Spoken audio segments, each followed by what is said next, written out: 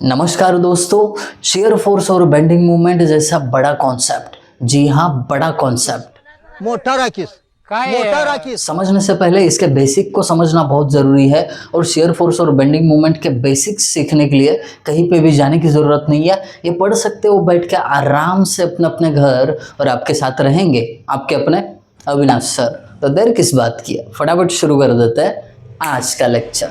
जिन basic concepts की मैं बात कर रहा हूँ वो सारे बेसिक कॉन्सेप्ट यहाँ पे हैं, चाहे वो टाइप्स ऑफ बीम हो, टाइप ऑफ सपोर्ट हो, फिर axial force, shear force, bending moment, इनके डेफिनेशन और साइन कन्वेंशन हो। सारी चीज़ें आज के लेक्चर में बड़े बेसिक तरीके से देखने वाले हैं और वो आप अच्छे तरीके से समझ जाओगे, इसकी गारंटी मैं आपको दे रहा हूँ। बस एक चीज़ की गारंटी दोस्तों आपकी तरफ से भी होनी चाहिए कि सर अभी तक हम चैनल को सब्सक्राइब ही नहीं कर पाए, तो दोस्त अच्छा मौका है, फटाफट चैनल को सब्सक्राइब करिए और अपने सारे दोस्तों के साथ शेयर भी करिए। ये दोनों चीज़ें करोगे इसी भरोसे के साथ शुरू करते हैं हम समझना टाइप्स ऑफ बीम्स। बहुत इजी है, ज़्यादा समय नहीं गवाएंगे। Simply supported beam.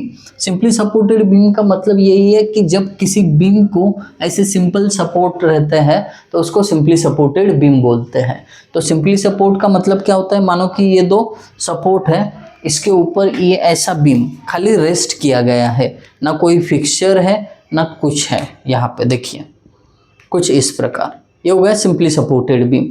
तो ये जो सिंपली सपोर्टेड बीम है, ये पहला ए बी डायग्राम दिखाया हुआ है। दूसरा simply supported beam width overhang, या इसको ओवरहैंगिंग बीम भी बोल सकते हो।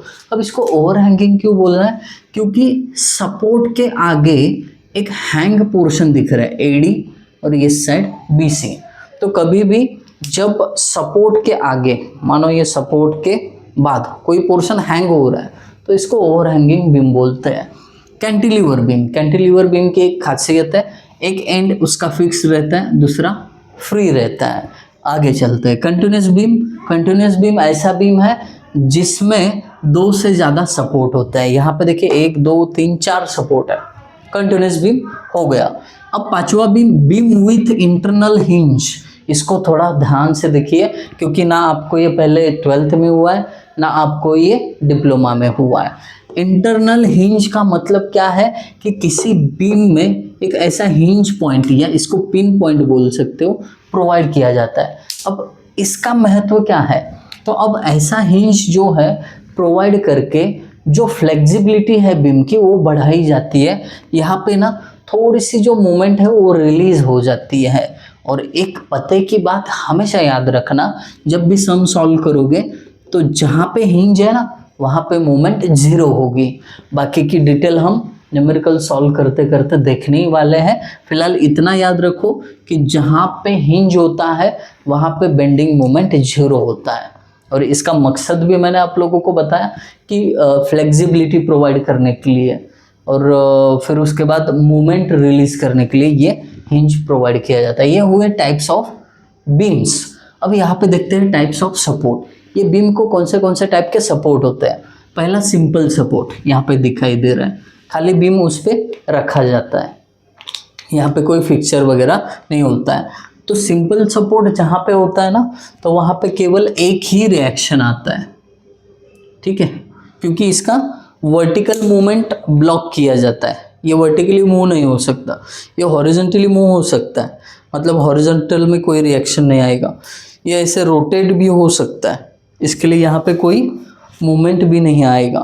बट इसकी वर्टिकल जो हलचल है उसको मैंने रोक दिया, तो जिस डायरेक्शन में आपने रोक लगा दी है वहाँ पर रिएक्शन आती है।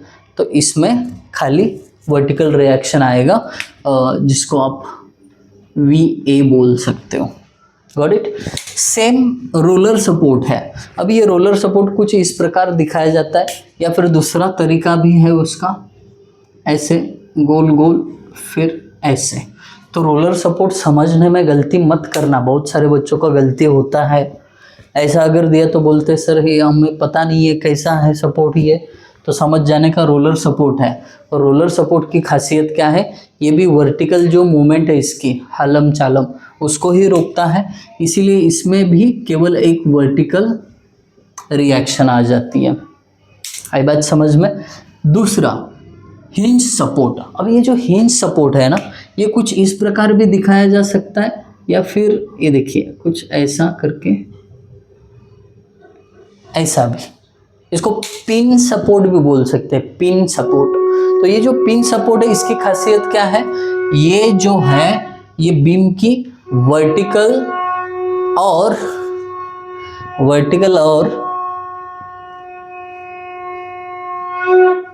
ठीक है, वर्टिकल और हॉरिजॉन्टल मूवमेंट है उसको रोक लगा देता है। इसके लिए इसको वर्टिकल रिएक्शन होता है, हॉरिजॉन्टल भी रिएक्शन होता है।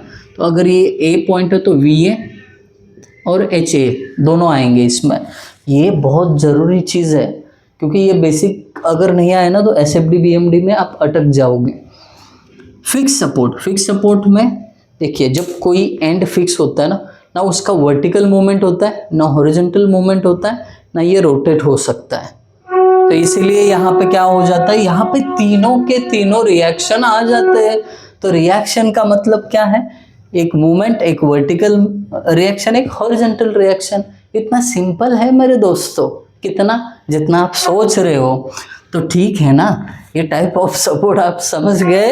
टाइप ऑफ सपोर्ट एक बार आपने समझ लिए ना तो फिर बहुत आसान बन जाता है एक्सियल फोर्स, शेयर फोर्स और बेंडिंग मूवमेंट को समझना। तो देखिए एक्सियल फोर्स की जब हम बात करेंगे तो एक लाइन में मैं बोलूँगा कि force acting along longitudinal axis of structural element.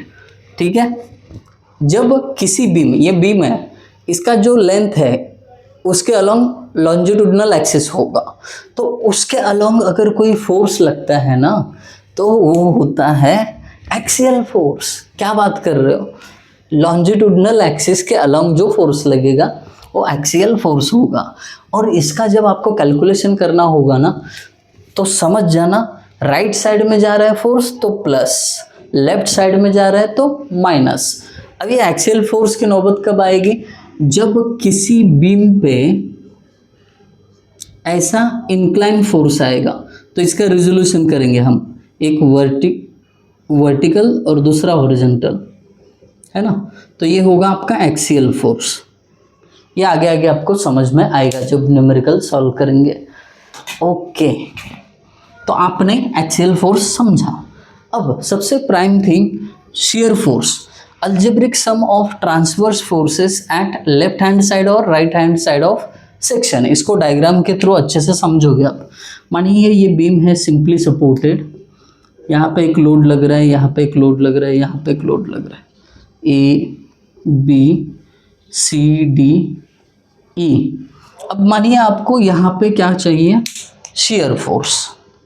ठीक है, यहाँ पे तो आपको क्या करना है, या तो इसके लेफ्ट साइड में अलजेब्रिक सम ऑफ फोर्सेस करना है। ट्रांसवर्स मतलब वर्टिकल फोर्सेस, जैसे कि ये 10 है, ये 5 है, ये 15 है, और ये रिएक्शन मानो 2 किलो न्यूटन है, इधर 1 किलो न्यूटन है। तो क्या होगा, इस सेक्शन पे आप अगर शियर फोर्स कैलकुलेट करना चाहोगे तो लेफ्ट साइड कंसिडर करो या तो राइट साइड कंसिडर करो। तो क्या करना है, इसका साइन कन्वेंशन अलजेब्रिक सम करना है। तो अलजेब्रिक सम करते समय एक बात याद रखना, अगर लेफ्ट साइड कंसिडर की है तो ऊपर जाने वाले फोर्सेस प्लस लेने हैं और नीचे जाने वाले फोर्सेस माइनस लेने हैं, है ना। ये सेक्शन के लेफ्ट साइड कंसिडर किए तो बात कर रहा हूँ, राइट साइड कंसिडर किए तो ये देखिए ये सेक्शन, उसके राइट साइड में नीचे जाने वाला प्लस और ऊपर जाने वाला माइनस लेना है। अब साइड कोई भी कंसिडर कर सकते हो, इसमें कोई रोक टोक नहीं करेगा।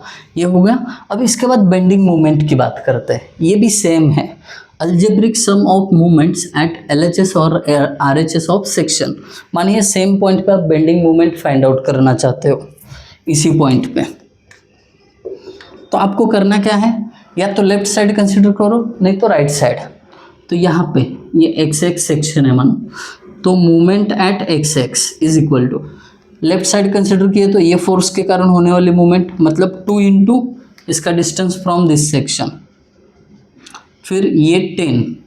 अब ये ऊपर जा रहा है इसके लिए प्लस, क्योंकि साइन कन्वेंशन कहता है सेक्शन के लेफ्ट हो या राइट हो, ऊपर जाने वाले फोर्सेस प्लस लेने हैं, है ना। ये ऊपर जा रहा है तो प्लस, ये नीचे आ रहा है तो 10 इंटू जो भी इसका परपेंडिकुलर डिस्टेंस रहेगा। ये न्यूमेरिकल में और अच्छे से समझ जाओगे। आई होप अभी के लिए आपको बेंडिंग मोमेंट, शेयर फोर्स और एक्सेल फोर्स ये क्लियर हुआ होगा। तुरंत ये अगर समझ में आया हो तो नेक्स्ट लेक्चर में हम लेके आएंगे आपके लिए शेयर फोर्स और बेंडिंग मोमेंट पे एक न्यूमेरिकल। तब तक मुझे ये वीडियो कैसा लगा आपको ज़रूर कमेंट करके बताना, और ज़्यादा ही अच्छा लगे तो सुपर थैंक्स का बटन वीडियो के नीचे है, आप सुपर थैंक्स भी बोल सकते हो। Thank you guys for watching video, thank you so much.